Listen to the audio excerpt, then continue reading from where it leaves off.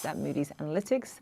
He joins us live now. Mark, thank you so much for being with us. So despite the name, this bill, of course, is largely about climate change and, of course, healthcare costs as well. Just walk us through what changes now for ordinary Americans, both in the short term and also the longer term as well.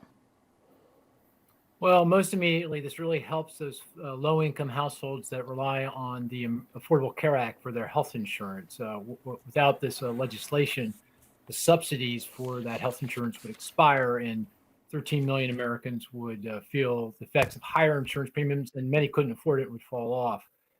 Then the prescription drug negotiations with Medicare, that would reap benefit, but not until kind of mid-decade, kind of kicks in, I think in 2026. And then the climate provisions, which are a big deal. I do think that's the most important aspect of the legislation.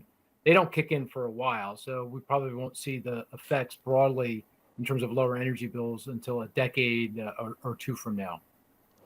And so just to expand on all of that, just in terms of the disinflationary measures, I mean, a lot of people are talking about and focusing on the potential reduction in energy costs and in fuel costs.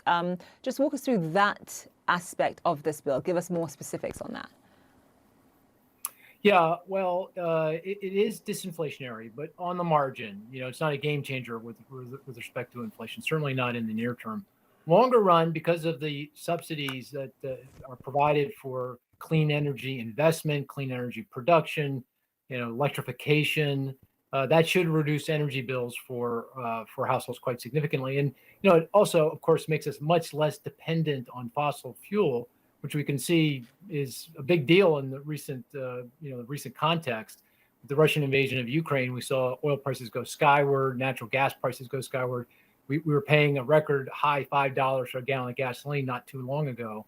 So this legislation would push us away from oil, natural gas, fossil fuel towards renewables and make us less dependent and less likely to suffer these bouts of very high gasoline, diesel, and other prices that create a lot of financial pain for Americans, and particularly lower income Americans.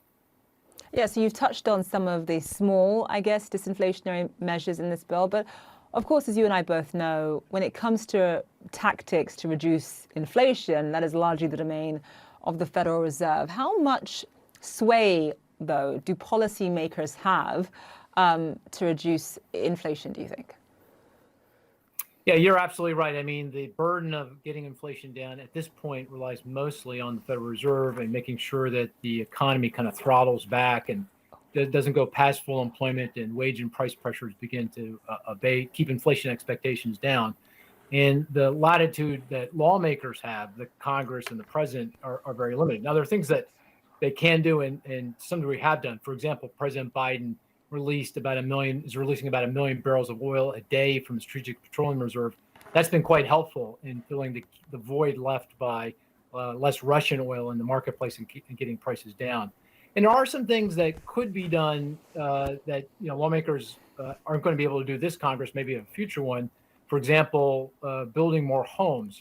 As you know, one of the major sources of inflation now, and will be the case in the future, is the lack of affordable housing and very high rents. Rents are rising very rapidly. We need more housing, and here's a place where lawmakers could really help. But that's for another day. All right, Mark Zandi, live for us there. Thank you so much.